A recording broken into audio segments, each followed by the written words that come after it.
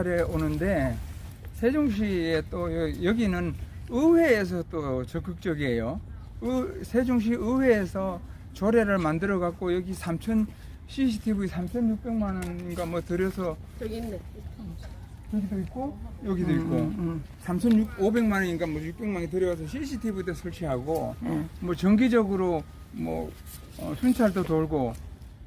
근데 왜 이런 위안부 사기꾼들의 그 조형물을 돈을 들여서 시 예산을 들여서 세금을 들여서 관리하냐 이 말이죠. 저들이 이거 세운 사람들이 관리할 필요가 있으면 저 집에 갖다 놓으면 되지. 그러면 안 가잖아. 자기 사적 공간에 갖다 놓으면 누가 가겠어요? 안 가잖아요. 이거는 기본적으로 위안부 문제는 여기 이야기했듯이 그 정의기억연대하고 여성가족부가 위안부 이력의 노인들을 앞세워서 국민을 속이고 국제사회를 속인 국제사기예요. 그리고 이 위안부 동상은 그 사기극의 선전 도구이지 아무런 것도 아니에요. 뭐 독일에서 지금 그 위안부상 철거한다고 하니까 뭐 예술품이니 어떠니 예술품 아니에요. 이거는 예술품을 무슨 국내외에 180개를 세워 예술품을.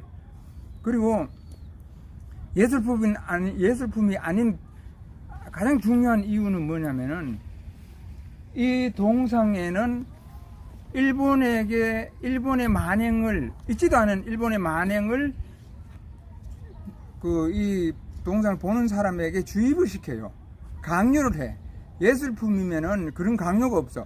보는 사람들마다 그 느낌이 달라요. 심지어 작가하고도 달라. 근데 이거는 일본이 조선의 여자를 강제로 끌고 가서 성폭행하고 그랬으니까 사과하고 배상하라 이런 취지의 동상이거든. 그리고 이 동상은 그 조각가의 그거 좀 줘봐요.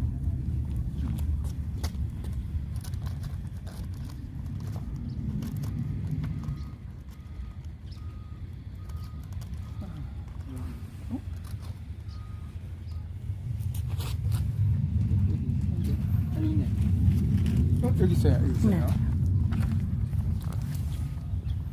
조각가의 11살짜리 딸을 모델로 이걸 만들었어요. 11살짜리 딸을.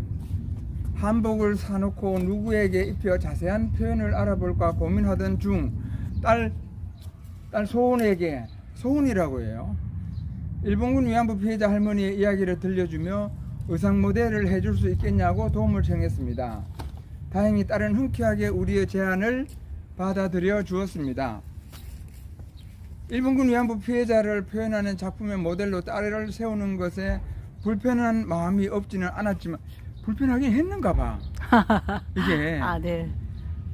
다른 소녀가 모델을 하는 것보다는 부담이 덜했대. 부담이 있었다는 거예요. 그렇다면은 정말로 그 일본군에 의한 참혹한 피해자라면은 굳이 부담이 될 이유가 있나요? 왜 부담이 됐을까요? 성매매 여성이니까 부담이 된 거지. 성매매 여성이니까. 그렇죠. 그렇게 해서 딸은 한복을 입고 의자에 앉아 소녀상 모델을 섰고 오랜 시간 꼼짝 않고 가만히 앉아 있어야 하는 수고를 마다하지 않았습니다.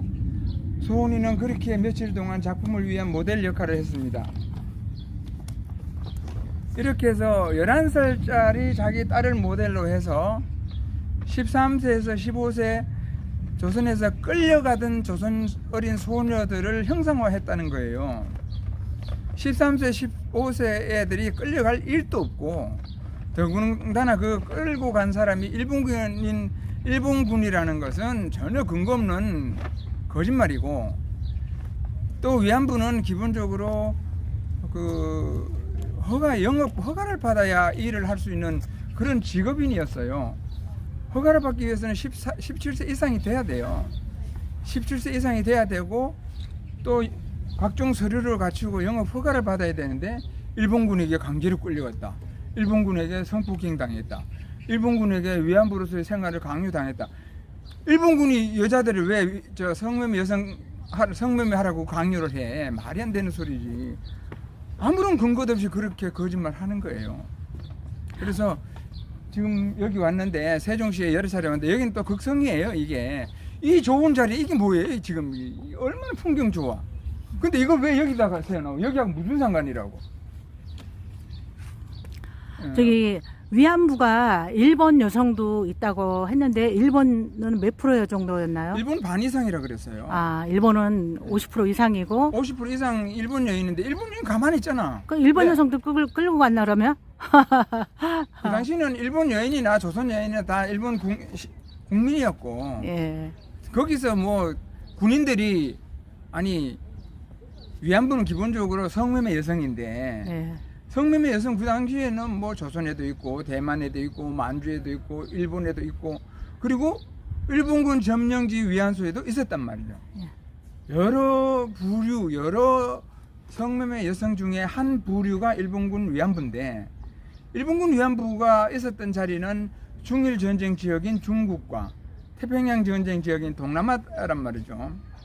그쪽은 전쟁 지역이기 때문에 가려면 거기로 취업을 해서 일을 하려면 반드시 오늘 뭐 여권이야 당연하죠. 그 당시에 도항증이 여권 역할을 했는데 또 여권이 있어야 되지만은 또 한 가지가 더 있어야 돼요. 요즘처럼 비자가 있어야 돼요. 비자에 해당하는 게 그때는 신분 증명서란 말이죠. 신분 증명서를 발급 관할 나 저 동남아 지역에 가서 일본군 위안소에서 일을 하고 싶다. 그러면은 관할 경찰서에 출두해 가지고 신분 증명서를 발급받아야 돼요. 신분이 확실히 해야 돼. 왜? 전쟁터니까. 전쟁하는데 간첩이라 들어가면 되겠어요? 그래서 신분이 확실해야 돼. 그러면 신분 증명서를 발급받기 위해서는 기본적으로 포주와의 계약서가 있어야 돼요. 포주와 계약. 그럼 포주와 계약하려면 친권자의 승낙이 있어야 돼. 그 당시에는 건강진단서가 있어야 돼. 그렇게 해서 출국할 수 있는 신분증명서를 발급받아서 현지에 가서는 이제 정상적으로 현지 영사관 경찰에 가서 영업 허가를 또 얻어야 돼.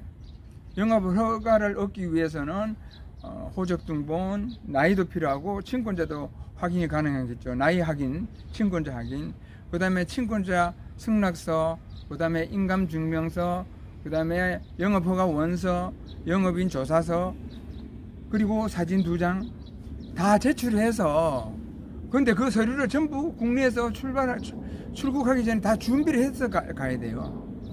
거기서 그거 보고 영업허가가 떨어지면 그때부터 영업을 해요. 그런데 영업은 누구와의 계약이냐? 위안소 주인 포주와 계약이에요. 그럼 일본군은 뭐냐? 돈 벌어다 주는 고객이에요. 고객. 일본군이 돈 벌어주니까 그쪽으로 그 먼 길을 가는 거예요. 예. 만약에 돈 버는 길이 없다. 포주가 데려가겠어요. 뭐 하려고. 돈을 그렇죠. 벌 수 있기 때문에 포주들이 거금을 투자해서 위안부를 모집해서 거기까지 가는 거예요. 가서 일을 하면은 영업을 하면 많이 남으니까 가는 거예요. 안 남는데 돈은 못 버는데 그냥 간다? 때려 죽어도 안 가지. 누가? 가야 할 이유가 없는데. 이 기본적인 거 아까 그 노인 얘기 이 기본적인 거 모르고 식민지 시대니까 끌고 갔다. 참 답답해요. 이게 30년이 넘도록 진행되어 온 위안부 사기극의 세뇌가 된 거예요, 이 사람들이. 그리고 와서 헛소리 하는 거예요. 이제 위안부 사기는 그만해야 됩니다. 맞습니다. 네. 위안부 사기 이제 그만. 위안부 사기 네. 이제 그만. 그만. 네네. 네, 고맙습니다. 고맙습니다.